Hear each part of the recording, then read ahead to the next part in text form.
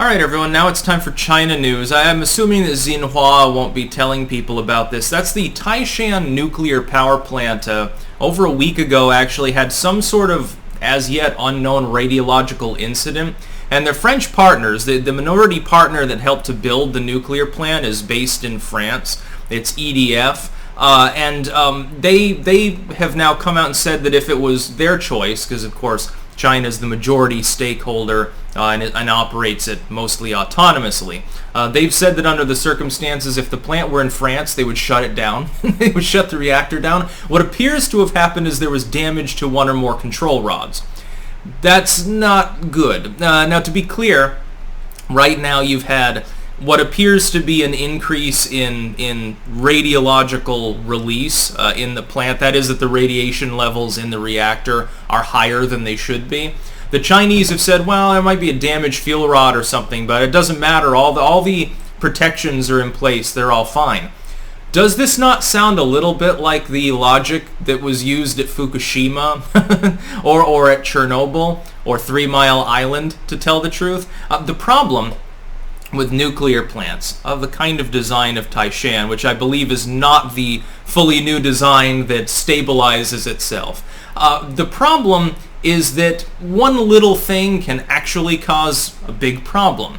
It's not like normally, people underestimate this because they think, well, there's a dent in my car, it doesn't really affect the way that the car moves. A little problem just requires a little solution. The problem is that when you're actually using a controlled nuclear fission reaction to generate power, things can get out of hand quickly. Like what we saw with the Wuhan virology lab, which is where COVID came from. That's declarative at this point. It's not really up for debate. They can pretend, well, the jury's still out. We think that it still probably just came from a pangolin. No, it probably came from the Wuhan bat supply, and somebody sold meat to the wet market or didn't follow protocol, and now China's covering for itself. And the legacy media, because China has a lot of money invested in them, they're trying to cover China's ass too. Much like that happened, and I do believe that's what occurred. You could have a similar situation here. Now, arguably, that's less intense than what happened at the Wuhan lab.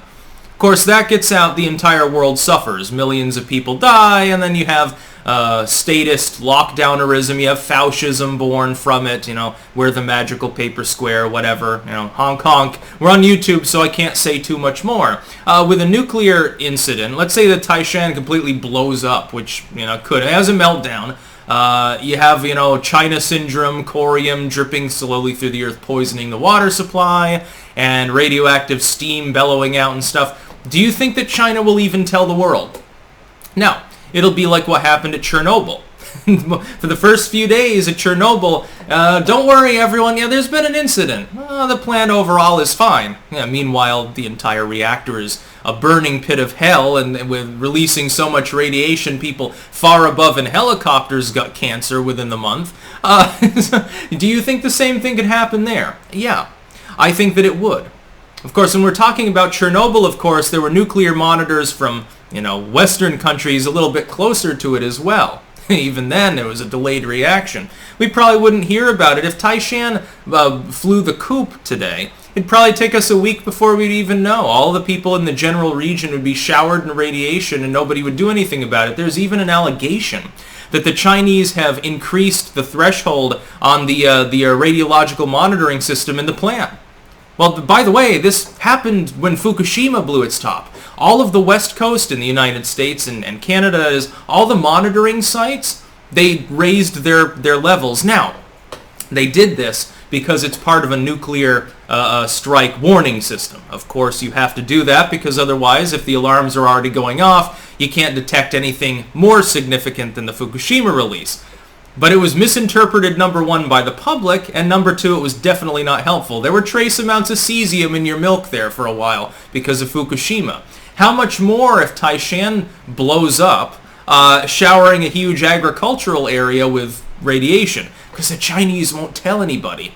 You might never know. It could have, hell, Taishan could already have had a meltdown and they're just showing us old footage of it for all we know. That's the problem of having an insular, reprehensibly authoritarian regime that only thinks with its wallet. China wants to prove to the world it's a stable investment. That's why they constantly cook their economic books. This is why when something bad happens, they deny it and they propagandize. And big tech and legacy media literally help them.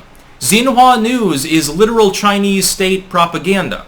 It barely pretends to be anything else. It's constantly spreading actual propaganda and disinfo. Yet they have a Twitter account, a YouTube account, and all these things. They never get a strike for disinfo, even when they say things that are patently false for malevolent reasons. Anyway, I would think that if the French nuclear partner is saying shut it down, then China should shut it down. But will they? Well, then you lose money. All of a sudden, your nuclear power plant's off. Oh my God, the people in the area, they have to go without electricity and shit. And, it can be a problem.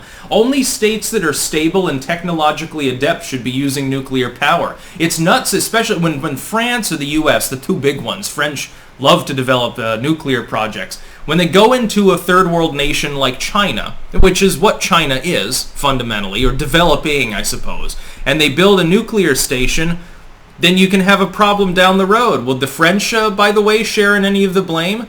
Just like the United States government, specifically the Obama admin, shares some of the blame for what happened at the Wuhan virology lab. Obama physically visited it. They helped to set the lab up. The lab, because China didn't have a level 4 biolab, said, well, we'll cross-train. We want your medical doctors to be able to help develop vaccines too.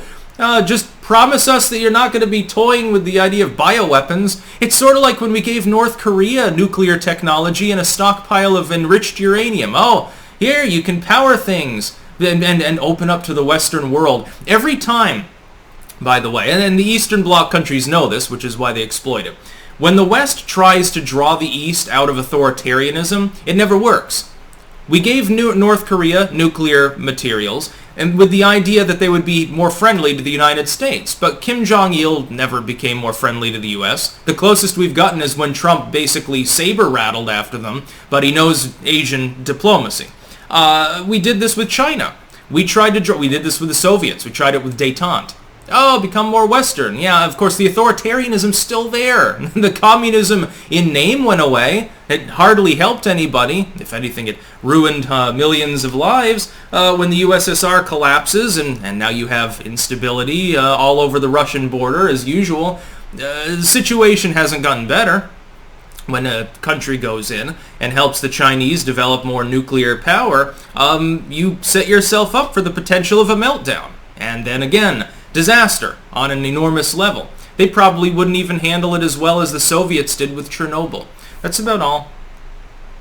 Peace out.